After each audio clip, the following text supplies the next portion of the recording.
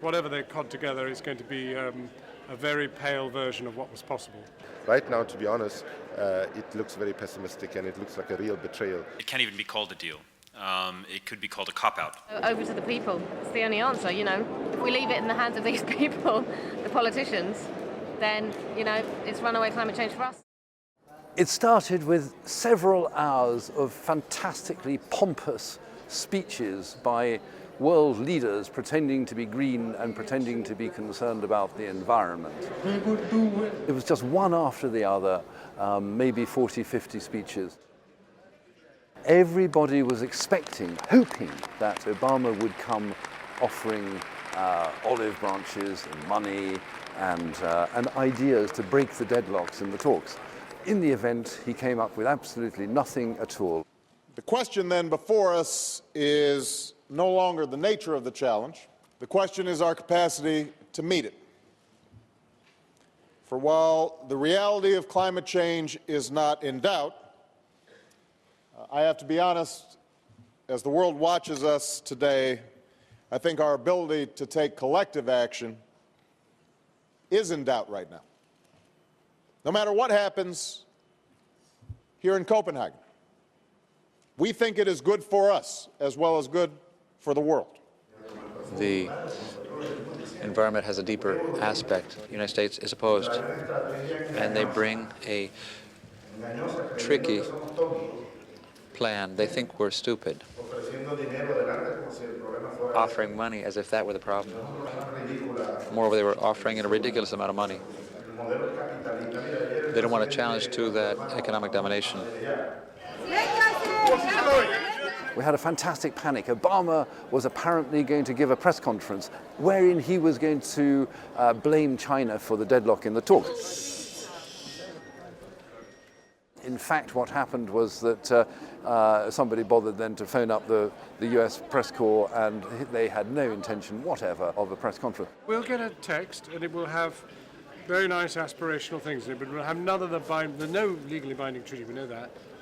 And I mean, I suppose what we've really witnessed is a conference which brought together people with very high aspirations, in which many, many people across the world were held in great hope.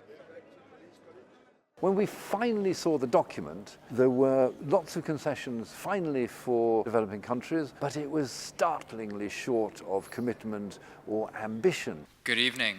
This is Climate Action Network International press briefing. I'm going to speak now about a non-deal. I think a non-deal in just about every aspect of the work you can think of.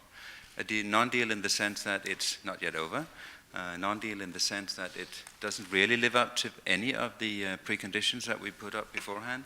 I don't find it very fair in the sense that it's been cooked up by a number of big countries in a closed room without any transparency, without any civil society engagement in this building. I don't find it legally binding.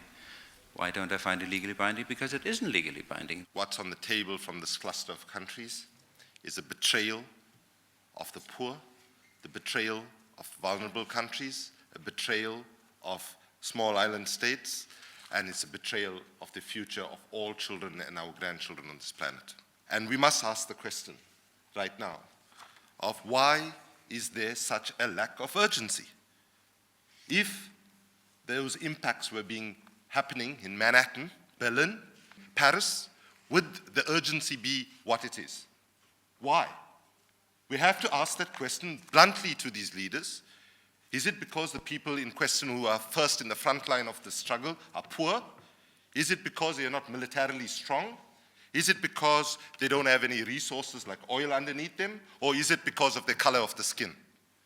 There is so many loopholes here. You could fly an aeroplane through it, Air Force One, for example, and we have to begin to then ask, where do we go from here?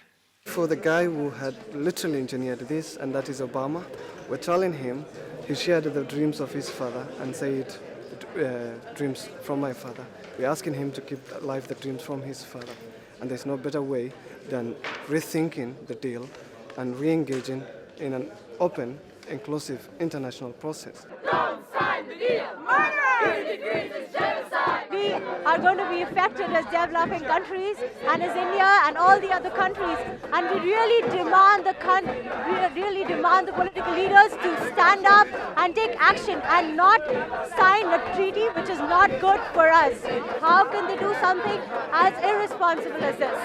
We are locked outside the negotiations. We're not even inside, we're not even allowed in the Bella Center. It's really cold here, it's 2 o'clock in the night, but we are here because we really demand what we really stand for. I'm not going to be the only leader who I think leaves before it's finally presented. In the end, Obama was making a special announcement, but not to us here in Copenhagen, but directly to America. So he obviously knew where his toast was buttered. Basically, he was being quite upbeat about this is a start, I know it's not very good, this is a start. I think it's a very poor result, and I don't know if that's the meaning of such a conference.